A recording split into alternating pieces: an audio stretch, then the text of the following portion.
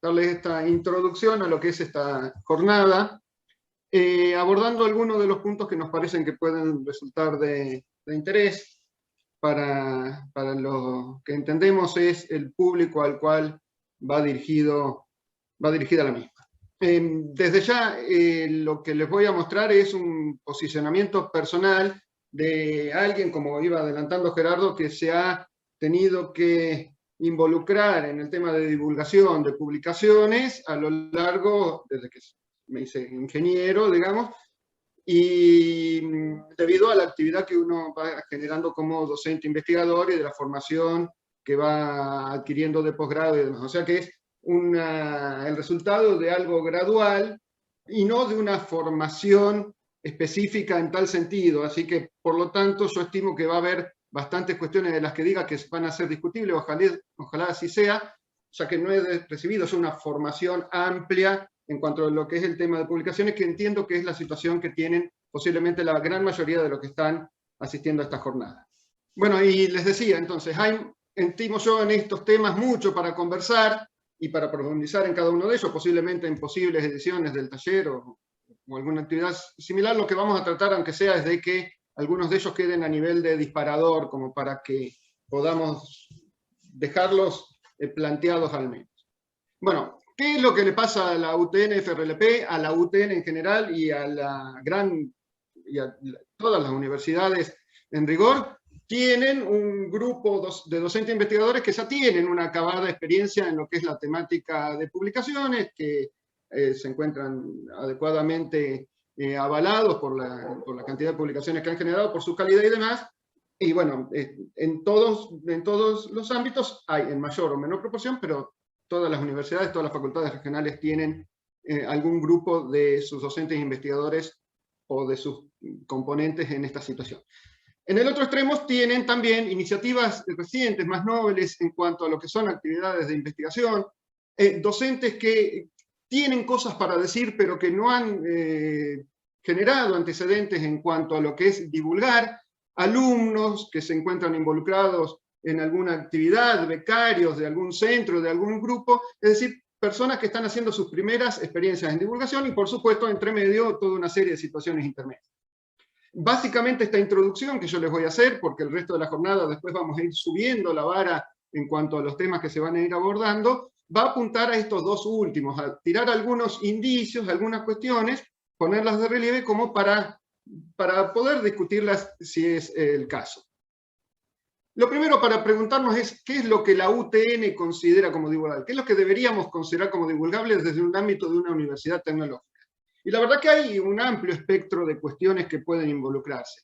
Por supuesto están las investigaciones, que es el ámbito que habitualmente uno piensa, bueno, acá hay para publicar, acá hay para divulgar. Pero hay muchos desarrollos, intervenciones y otras acciones de diferente tipo que pueden llegar a ser divulgables de alguna manera u otra. Entonces, hablamos de cuando apuntamos a la publicación en esta primera presentación a un concepto amplio realmente de lo que puede involucrarse.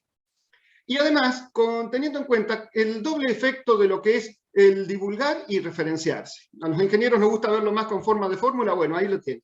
La creación es escritura relacionado con lo que vemos, pero también es lectura y más otras variables accesorias. Pero digamos que la idea de publicar, de divulgar, tiene que ir relacionada sí o sí con cómo es que uno se referencia y cómo es que uno va tomando antecedentes. Es un juego de ida y vuelta que no debemos perder de vista desde mi punto de ver la situación en todo lo que uno hace. Según Scopus, como para avalar un poquito lo que estoy diciendo, que es un sistema de indexación que vamos a ver en un par de minutos, los autores referentes, las diversas disciplinas, leen de su sistema, porque ellos lo pueden registrar, aproximadamente en promedio 350 artículos de relevancia al año. O sea, básicamente casi un artículo por día de relevancia, leen aquellos que son los de relevancia para publicar. O sea, tenemos que irnos a la cama viendo que leímos nuestro artículo de importancia del día, si se quiere. Y entonces es importante este rol como para avalar lo que les decía. ¿En qué pensamos cuando pensamos en divulgar? ¿Cuáles son los elementos en los cuales uno puede pensar? Bueno, el primero que se nos viene a la mente posiblemente sea el libro, por una cuestión histórica y que tenemos incorporada desde chico, ¿no? Pensamos que aquello más formal es el libro donde encontramos, por supuesto, obras literarias, pero también cuando lo traemos a nuestro ámbito de profesional, podemos darnos cuenta que podemos encontrar memorias de proyectos mostradas de alguna u otra manera, investigaciones, desarrollos, apuntes de cátedra, y lo puse un poquito más claro, por ejemplo, memorias también de reuniones científico-tecnológicas. Ya vamos a ver por qué está un poquito más claro este aspecto señalado aquí. Ahora, ¿qué es lo que transforma? Ustedes muchos pensarán, bueno, pero yo tengo material de esto. Bueno, ¿qué es lo que al día de hoy transforma eso que tenemos como un cuaderno, por ponerle un nombre, entre comillas, o un material, en un libro, y el contar al menos con un ISBN, que es una identificación a nivel internacional para esa obra en particular, que en Argentina nos la otorga la Cámara Argentina del Libro. ¿Está bien? Entonces, una identificación de un ISBN es lo que hace que algo tenga al menos unas condiciones iniciales como para ser considerado como un libro. En la UTN existen, en las distintas facultades regionales, uno sabe que existen algunas editoriales que se encargan de vincular la obra, o sea, al profesional, al docente investigador, con lo que es la Cámara Argentina del Libro, porque tiene que hacerse esto a través de una editorial, pero la UTN cuenta con una editorial a nivel nacional, que es Edutecne, que como ustedes ven son todas las letras en minúsculas, salvo la de UTN, es un juego ahí que han elegido para el nombre. Edutecne, ahí tienen la referencia de la página, aparentemente la página no se ha actualizado desde hace un tiempo, parece una imagen un tanto antigua, pero digamos que uno tiene en la página las diversas solapas como para poder ver cómo se hace para publicar, y hasta hace poco tiempo, yo estimo que todavía aún está encargado de esto, el contacto como para poder justamente lograr el ISBN de una obra y poder charlar sobre estos aspectos relacionados con Edutecne es Fernando Cejas, y ahí le dejo su correo electrónico. Ese es el libro. Ahora, ¿cuál es el otro ámbito de publicación que uno puede hallar? Y ahí vamos a la revista, que ya no se identifica como una publicación única, sino como una publicación periódica, y por lo tanto ya no posee un ISBN, sino que ya posee un ISSN, que en la Argentina el CAICID es el que se encarga, que es el centro del CONICET, el que se encarga de otorgarle a las publicaciones su ISSN.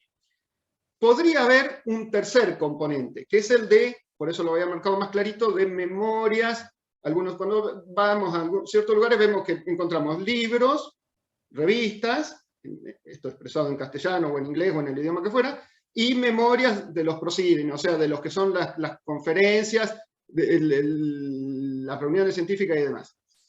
Pero eso es una forma de analizarlo. Existen otras estructuras que la involucran a eso último en estos dos elementos. ¿Qué podemos decir de las revistas? Existen aquellas que son las revistas no académicas, que son las que comúnmente, por decirlo de una manera sencilla, son las que encontramos en el kiosco, ¿no? Revistas que no son académicas, pero que, no obstante, en algunas de ellas cada tanto encontramos algo volcado, que es elemento de divulgación por parte de alguna universidad. No es el lugar predilecto para el volcar información por parte de la universidad, pero tiene su público y llega entonces a cierta gente esa revista no académica. Luego, por lo tanto, en contra tenemos, no en contra, sino complementando, tenemos lo que son las revistas académicas, que las podemos volver a subdividir entre aquellas que son, por ejemplo, del tipo divulgativas, que son en las que encontramos material de difusión, experiencias, reportajes, muchas fotos puse, porque claro, esas revistas suelen tener mucha imagen, mucho material gráfico, y van dirigidos posiblemente algunas de ellas a un público muy pequeño, y en algunos otros casos pueden llegar a ser más amplio. Pero digamos que son revistas que quieren dar a conocer diversas cuestiones, incluso muchas veces desde un posicionamiento. También tenemos dentro de las revistas académicas las revistas profesionales, que posiblemente muchos de los que estamos aquí somos profesionales y recibamos, por ejemplo, la revista de nuestro colegio profesional, o como nos contaba recién Carlos Fantini, la revista de nuestro gremio, de lo que fuera, una revista profesional en donde puede haber algo similar a lo de la divulgativa, pero ya apuntando a alguna actividad profesional en específico. Y finalmente tenemos las revistas científicas, yo le pongo en clarito ahí científico-tecnológicas, como para abrir una puerta a la discusión, ¿no? Lo que comúnmente conocemos como revistas científicas, en realidad son científico-tecnológicas, o por lo menos eso es lo que uno le gusta pensar, que, bueno, ya reúnen ciertas condiciones y que son sobre las cuales vamos a avanzar. Y existen también revistas que son híbridas, básicamente, porque tienen características de más de una de estas calificaciones.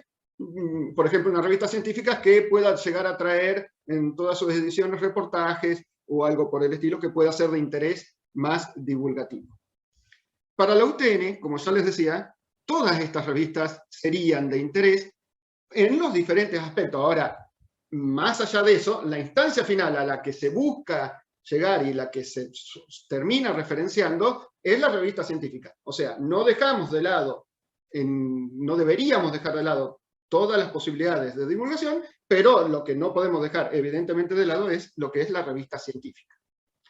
En estas revistas lo que se vuelcan son artículos de diferentes modos. Ahí les enuncio algunos, para que no creamos que solamente hay artículos de investigación dentro de la revista científica, sino que hay otros elementos que pueden ser reconocidos. Cada revista en sus alcances delimitan qué tipo de material pueden ser publicados, y tienen una fuente, son una fuente de referencia aún por encima del libro, que era la otra categoría que nombrábamos, porque la revista científica se identifica por tener un sistema de revisión por pares. O sea, lo que aparece publicado en una revista científica tiene el aval de la comunidad de aquel que desarrolla la publicación. Entonces esto le da un estándar mayor de reconocimiento que el libro de por sí, si es que ese libro no cuenta con un sistema de evaluación asociado.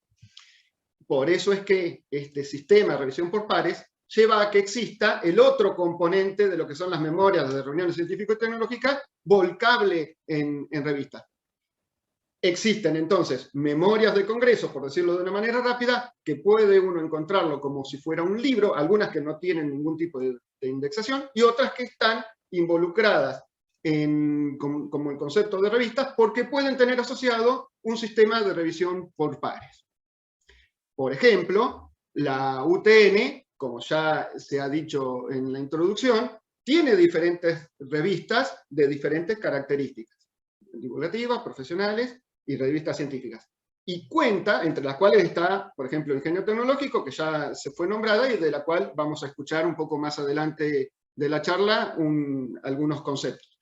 Pero cuenta también con la revista AGEA, a nivel universidad, que es aquella de las actas, jornadas y eventos académicos, en donde pueden, si se cumplen con los requisitos que ellos establecen, con este sistema de revisión por pares al menos, y algunos requisitos más, pueden llegar a ubicarse las memorias de actividades que se hacen en el ámbito de la Universidad Tecnológica. Entonces ahí les dejo el contacto por si fuera de interés. ¿Y qué vale la pena decir sobre estas revistas? Existen, porque no hay forma de dividirlas a las revistas científicas, no, claro que sí. Lo que se ha generado es con el tiempo un sistema de indexación. Entonces, ese sistema de indexación, por ejemplo, si uno pone un tema dado en Google, en el Google normal que habitualmente usamos, vamos a encontrar muchísimo material relacionado con las palabras que nosotros hayamos puesto en ese motor de búsqueda. Si lo que nosotros queremos buscar es algo que tenga cierto perfil académico con esas palabras, lo que tiene Google es una herramienta que se denomina como el Google Académico o el Scholar, si lo estamos viendo en su versión en inglés, que sirve como para reubicarnos en el ámbito académico con publicaciones. O sea, nos simplifica el encontrar elementos asociados a nuestras palabras de búsqueda, pero que tengan que ver con el ámbito académico. Ahora, en Google Académico está no todo, pero casi todo. Por lo tanto, con el tiempo se han ido involucrando diversos sistemas con cierto rigor para indexar revistas y por lo tanto lo que publican esas revistas con algún sistema de calificación. Existen varios que seguramente muchos de ustedes han escuchado nombrar varios de ellos que se conoce que reúnen aproximadamente a las 100.000 revistas académicas de mayor relevancia. Existen además otros sistemas de más alta rigurosidad en aquellas cuestiones que establecen como requisitos para poder indexar, como por ejemplo puede ser el sistema de Scopus, que es muy reconocido a nivel académico latinoamericano, en donde se dice nuevamente que aproximadamente las 40.000 revistas de mayor relevancia se encuentran ubicadas, y existen otros sistemas de indexación de la máxima rigurosidad, como puede ser la Web of Science, el WOS, en donde las 12.000 revistas más importantes, número más, número menos, estarían ubicadas, todas aquellas del JCR, con los cuartiles y demás, que no tienen, que por supuesto hay muchísimos científicos, docentes, investigadores argentinos que publican ellas, pero no es la de excelencia, argentino y latinoamericano. Aún como ámbito de excelencia para el latinoamericano sigue siendo el sistema Scopus el de reconocimiento. O sea, si uno busca autores latinoamericanos en Web of Science, va a encontrar muchísimo menos que lo que va a encontrar en Scopus. Entonces veíamos, dice en la jornada, tiene un enunciado, ¿no?, que el decano hoy nos recordaba. Entonces, un tema es dónde publicar, bueno, de dónde y de dónde referenciarse, le agrego, bueno, ya más o menos lo venimos viendo. Hay una escala del elemento en donde yo voy a publicar que se tiene que relacionar con aquello que yo deseo publicar, a quién lo quiero direccionar y en qué momento. No quiere decir que un único tema que yo desarrollo lo voy a publicar en un único lugar, sino que tendrá posiblemente diversas aristas, y entonces a quién se lo quiero dirigir o cómo lo quiero dirigir, perdón, tiene que ver con eso. En el cómo, bueno, eso ya da para muchísimo, porque redactar los artículos académicos es lo que uno va generando como conocimiento con el tiempo. Un aporte que les doy es que la UTN tiene el sistema Proforbin, de formación virtual, es decir, a distancia, en donde existen al menos un par de cursos muy interesantes que nos dicen cómo publicar y nos dan una instrucción en tal sentido.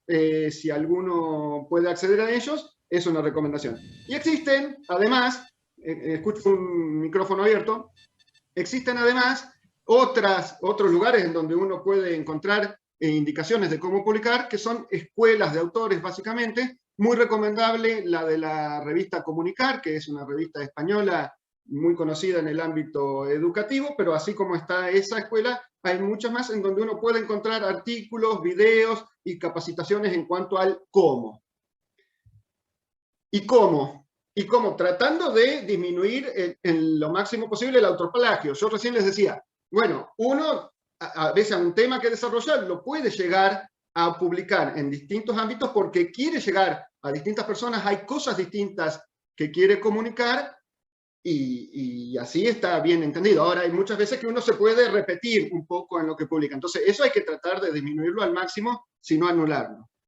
Reduciendo lo endogámico, o sea, está muy bien poder tender a publicar en la revista de nuestra facultad, de nuestra universidad, de nuestra región. Pero uno tiene que, con el tiempo, tender a ir publicando cada vez en lugares de mayor importancia y posiblemente en otros idiomas, en otros países, en otras regiones.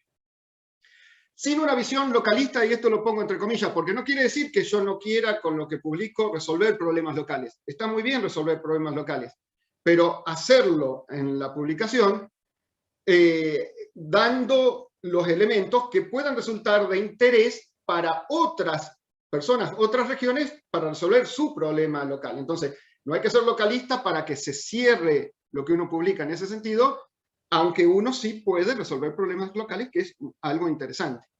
Y sin redundancia, al menos, ¿qué significa? Que no publicar la que ya es recontra conocido por todos. O sea, tratar de dejar algún valor agregado en lo que uno lleva adelante mediante la publicación. Y en este sentido tomo un dicho que no sé de cuál es su autor, pero que cuando lo escuché me interesó, que dice, no es necesario aportar una montaña. Con un grano de arena basta. Ahora, ese grano de arena, lo más cercano a la cima de la montaña. O sea, yo no tengo que con mi publicación tratar de cambiar el mundo con una publicación. Yo lo que debo es dar al menos un valor agregado. Ahora, trataré que ese valor agregado se ubique lo más cercano a lo que es mover la barrera del conocimiento, al menos en algún aspecto. Y eso me parece que da un poco de respuesta al por qué publicar, porque bueno, justamente ese es el sentido de la publicación, tratar de aportar con ese valor agregado que nosotros estamos involucrando. Y como creo que me deben quedar un par de minutitos, son un par de minutitos nomás, quería decir algunas cuestiones, porque para esto, para poder llevar adelante este tipo de iniciativas, hay mucha herramienta disponible. Hoy por hoy hay muchísimas herramientas si la comparamos con hace 20, 20 y pico de años, cuando uno empezó a recorrer este camino de las publicaciones. Y quería mencionarles algunas como para poder facilitarlo o poder servirles de disparador nuevamente en tal sentido. Algunas de ellas herramientas, por ejemplo, nos pueden servir a la etapa de navegar, el browser. O sea, no es lo mismo navegar que el buscar. Navegar es cuando nos aproximamos. Entonces decimos, bueno, quiero ver sobre este tema, quiero encontrar cuestiones que me signifiquen sobre este tema. Entonces hay herramientas que nos permiten, por ejemplo, como ven ahí en la pantalla, evaluar por la cantidad de citas que tenga la revista que quiero buscar, típicamente, por el cuartil en que se ubica, si quiero buscar revistas, libros o memorias de Java. El sistema que han utilizado es tener esos 3 niveles, pero esto podría estar involucrado como un libro o podría estar involucrado como una revista y demás. Entonces ahí busco, me acerco, no busco, navego, me acerco, y es el sentido de algunas herramientas que son generalmente gratuitas. Cuando uno va a buscar, depende de lo que esté buscando, va a encontrar otras herramientas dentro, incluso de los mismos lugares, herramientas más específicas que me permiten ser más específico también en mi búsqueda. Entonces, cuanto mayor es el estándar de lo que yo quiero publicar, mayor va a ser el estándar de lo que yo me quiero referenciar, como veníamos anticipando. Y muy posiblemente ahí entra algo que también ya mencionaron, el tema de que ya deja de ser totalmente gratuito. Entonces hay muchos de estos buscadores en donde uno, para poder acceder a ciertos artículos, tiene que estar de algún sistema pago. A veces a nivel personal, muchas veces a nivel universidad. O sea, muchas universidades están inscritas en estos sistemas. Tratando de vencer, o por lo menos esa es la utilidad más fuerte que yo le veo, tratando de vencer este sistema que lleva al pagar, existen algunas alternativas que vale la pena mencionar, y esta es mi visión.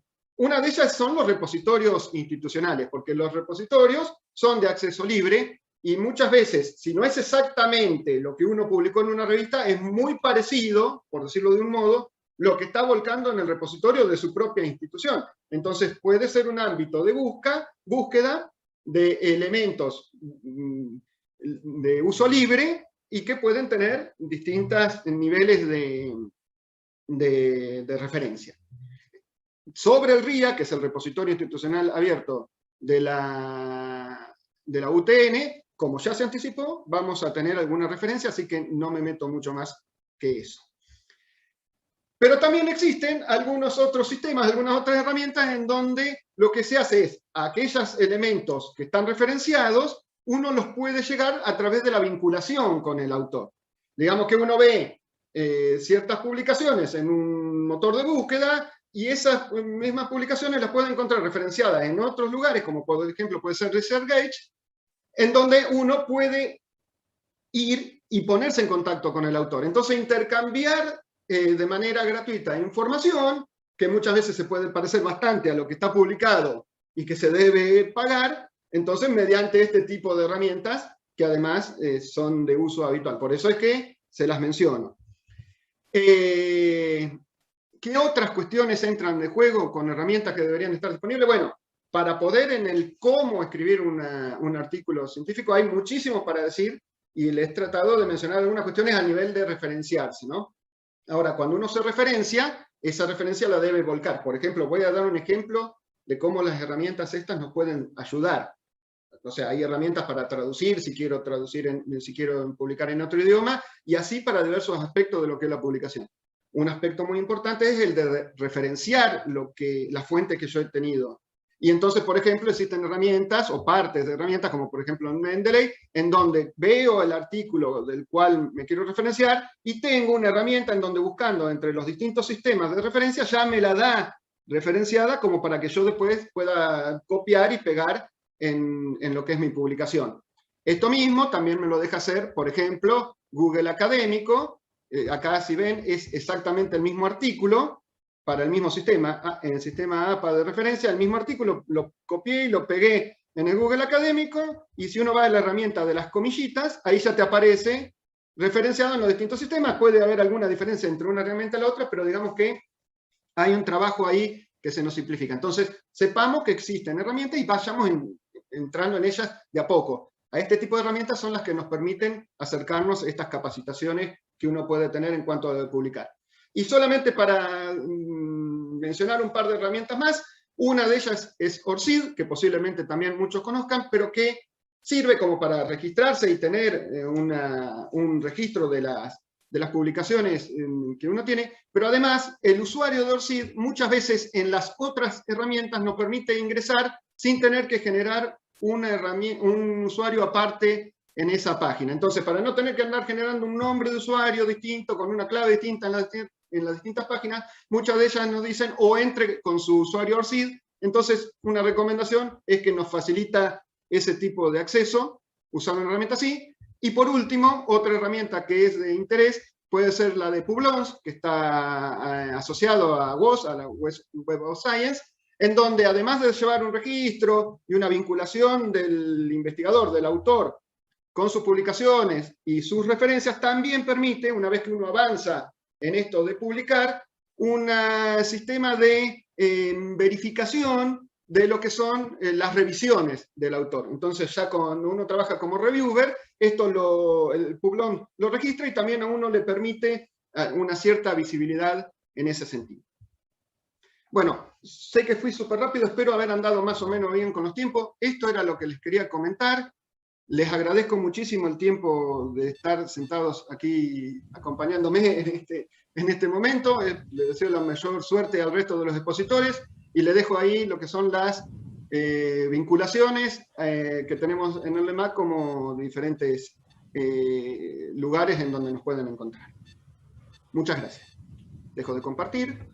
Gracias, Julián. Muy buena la propuesta para debatir. Y Hugo, si sos tan amable, creo que hay algunas preguntas sí, o algunos comentarios asociados. Sí, sí, tal cual, tal cual. Bueno, buenas tardes a todos. Julián, acá tenemos un comentario y después una pregunta de Olga Cifuentes. La semana pasada hice hablando con la encargada de biblioteca de UTN, Facultad Regional Bahía Blanca, entendí que EduTecne está volcando la información al RIA. ¿Qué seguiría EduTecne como editorial, pero no para consulta digital? ¿Es así? Consulta Olga. Bueno, buenísima la consulta. La verdad, no estaba al tanto de eso. Tal vez la representante nuestra de facultad en el RIA nos pueda dar una respuesta. No lo sé, no lo sé. Creo que, de todos modos, lo que sale en EduTecne termina en el RIA. Lo que no sé si hay un sistema doble. Al fin y al cabo es más o menos lo mismo, pero la verdad que exactamente la respuesta a la consulta se entiende claramente, pero no lo sé. Bien, Julián. Bueno, hay un comentario de Gonzalo Villarreal. Dice, pienso que quizás un miembro del equipo editorial que conozca sobre el tema y un buen sistema de peer review sirva como filtro para minimizar y quizás evitar la publicación de artículos que no aportan nada nuevo. Sí, totalmente. Bueno, no me metí en este tema porque, como les decía, son disparadores y es totalmente así. Hay un sistema, no hablé, por ejemplo, de los componentes de las revistas, del editor, de un comité editorial que puede haber, antes de que llegue a los revisores, que puede ser un sistema, y todo lo que son los sistemas de análisis antiplagio, de los cuales toco de oído 100% porque no me dedico a eso, pero que sé que de alguna manera reducen no solamente el plagio de cuando uno esté tratando de plagiar a otro, sino que también a mí mismo, e incluso con cosas que ya se han reproducido en otros medios. Bien. Pero sí, totalmente. Bien, bien. Bueno, Cristian Aguirre comenta, volviendo al tema de por qué publicar y tocando el punto de resolver problemas locales, tengo ciertas dudas respecto al grado de transferencia que hay entre la publicación y la industria. Pregunta, ¿el propósito final de la investigación tecnológica es académico o se orienta a impulsar el desarrollo local o internacional? No, claro que no. Es eso último.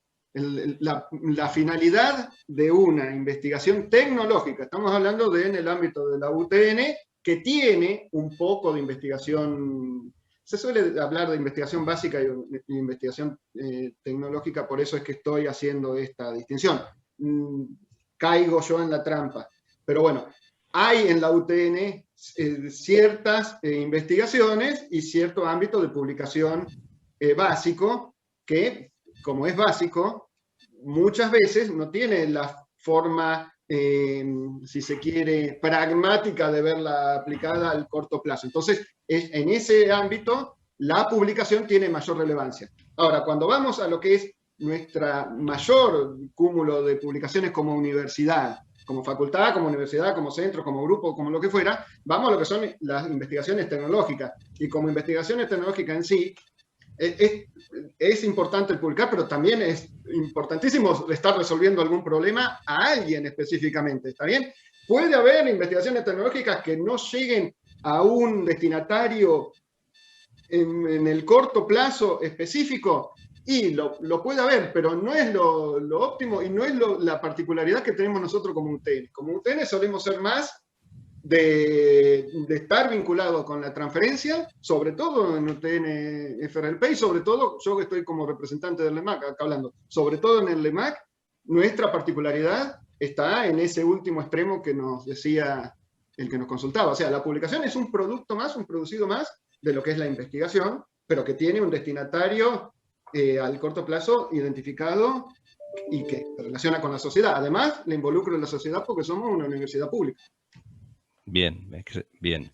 Enrique Fenzel nos deja un mensaje de excelente, lo mismo que Sebastián, también agradece. Y tenemos acá un comentario de Valeria Sparvoli. Dice, hola Julián, entendí más tu exposición de 40 minutos que todo el curso que hice de Proforbin al respecto. Muchas gracias. Muy claro. Cuando los cuadernos de cátedra tienen mucho aporte propio y se diferencian claramente de los libros publicados, ¿conviene publicarlos como libros y pedir ISBN? Totalmente. Tenemos muchísima experiencia de cátedras que a sus apuntes los tienen, porque hay una cuestión, yo hablé solamente del ISBN nuevamente, ¿no? Es una cuestión de tiempos y de a quién vamos dirigidos y demás. Pero además del ISBN viene asociado la propiedad intelectual de aquel que está generando esto. Entonces, si hay mucho valor agregado en un apunte, yo diría que es necesario que cuente con un sistema de indexación y de protección de la propiedad intelectual. Después veremos cómo lo voy a utilizar. Pero ese sería el sentido de poder darle a este tipo de publicaciones la indexación. Bien, bien. Nuevamente Olga nos consulta, ¿se considera autoplagio un mismo artículo pero publicado en distintos idiomas?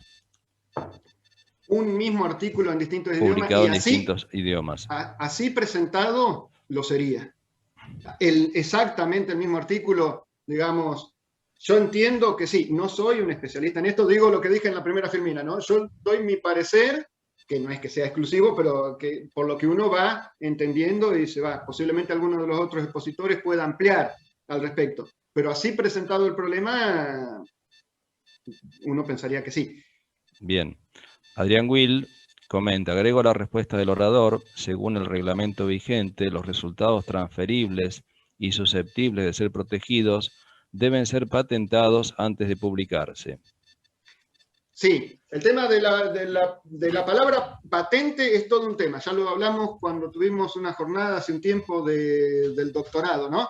La patente es algo muy atractivo en ciertos lugares y en ciertas sociedades y en ciertos temas. Lo que pasa es que el sistema de patente, para los que suelen estar involucrados en investigación, en muchos casos es impráctico. Porque cuando uno está en condiciones de patentar, es porque ya está finalizando una investigación y los plazos y los costos de patentar son muy amplios, tanto los plazos como los costos. Entonces, y uno tiene la necesidad de publicar más rápido, o sea, por ejemplo, si tengo un proyecto de investigación y desarrollo, tengo que rendir cuentas más rápido en el tiempo a través de producido en publicaciones, y no me da el tiempo como para patentar. Si tengo que patentar primero para después publicar, cuando tengo que contarle al que me financió mi proyecto qué es lo que hice, no tengo nada para contarle porque todavía ninguna de esas cuestiones se ha materializado. Entonces, es así tal cual.